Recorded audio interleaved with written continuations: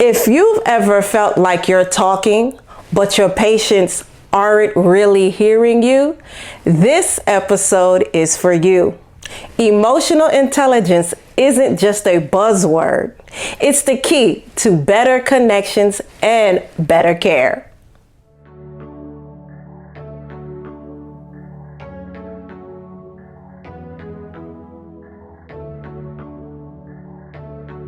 Hi guys, welcome back to Rts Share Tea, where respiratory therapists live out loud. With me, your host, Linda Fry, the Asthma Lady. Yes, welcome everyone. Welcome to anyone new. And today we have a new episode talking about emotional intelligence. Yes, and how this helps with getting to connect with patients and having them hear you a little more. Have you ever felt frustrated while trying to connect with a patient? Well, let's explore what emotional intelligence is and go from there. Okay, now, emotional intelligence, EI, to make it very simple, is basically how we feel, how someone else feels, and what we're going to do with these two emotions. The 5 key components of emotional intelligence are self-awareness, being aware of ourselves, self-regulation, being able to control ourselves, motivation, making things happen, having empathy, and social skills. Okay, so why is emotional intelligence important in the healthcare setting? Well, we want better connections with our patients so that we can have the trust and build the rapport.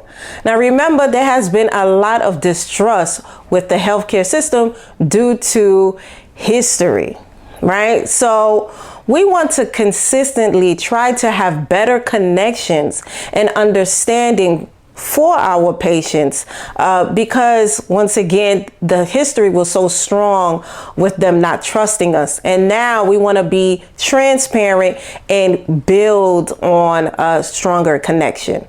Where's this trust? There's more chances that the patient will follow our treatment plans or therapies.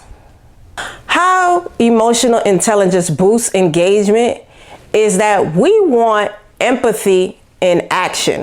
Empathy in action, meaning that we want to build trust by understanding patients' emotions. We can do this by active listening, where patients can open up to us more by them seeing that they are being heard. Patients open up when they feel heard. Also, we have to know how to manage our own emotions. Staying calm improves patient interactions. And we want to remain on this flow to continue to build rapport with patients, because this is ultimately what's going to lead to those open dialogue and having a chance to influence our patients to do the right thing and increasing their quality of life. Here are some practical tips to improve your emotional intelligence as a healthcare worker. Pause before reacting.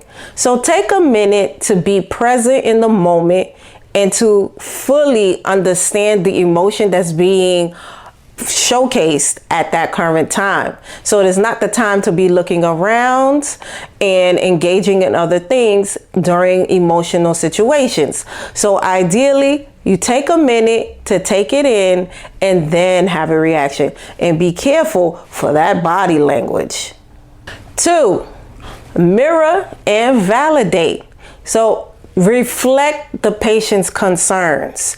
And you do this by using similar words that they are using, and then try to offer a solution after mirroring. 3, ask open-ended questions. Open-ended questions engages patients to be open into a dialogue with you, right? So it's not just a yes or no answer. So you can say something starting with sympathy with empathy, well, I'm so sorry to hear that the treatment plan isn't working out with you. And I hear your concerns is that you don't feel like it's working. Well, what would you want to try instead? Hear what they have to say and then give them some options. 4, practice mindfulness, right? So you want to practice just being present in the moment. Once again, when you're dealing with emotional situations with patients, that is not the time where you want to be looking at things around the room. Sometimes we get very distracted quickly because so much is happening around us in the healthcare settings, whether it be a hospital or in a doctor's office. It might be a lot going on, but try your best to practice mindfulness. 5, try role playing and getting feedback from your team. So try to create scenarios of situations where you can deal with emotional intelligence situations with patients. And so this way you can see from different perspectives how you would react in these situations. And this is a great way to train, to have your team engaged in an activity together. Okay, so for example, as far as role playing, well, actually, let me tell you a real situation that happened to me. So as a respiratory therapist and an asthma educator, one day working in pediatrics, I had to provide asthma education to a pediatric patient in the inpatient unit. So I had to go to the patient's room. This was a teenager. Right? So, yeah. And so I went in the patient's room to provide asthma education. And while I was actively doing my thing and pouring my heart out, the teen was on their phone straight while I was talking.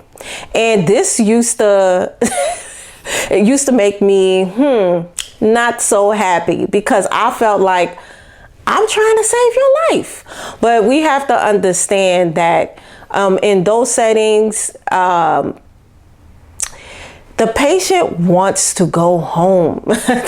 And so they might just be over it. So what I try to do is just have empathy for them coming from trying to take a walk in their shoes. They don't want to be there and they want to go home. And now here I come having to give them asthma education. And this is probably the thing that's stopping them from going home. You know, because most likely the order comes in prior to them leaving to get education, right? So not the best time to be to get a patient engaged in something like asthma education. So the tip that I give often is to have empathy, and you can make a statement like this, like, hey, you know what? I can tell that you're over it. And I get it. You want to go home. So this is what we can do. I'm going to get you out of here. Let's work together and review your asthma action plan and your medication, your inhaler technique real quick so we can go home. Does that sound okay with you? Okay.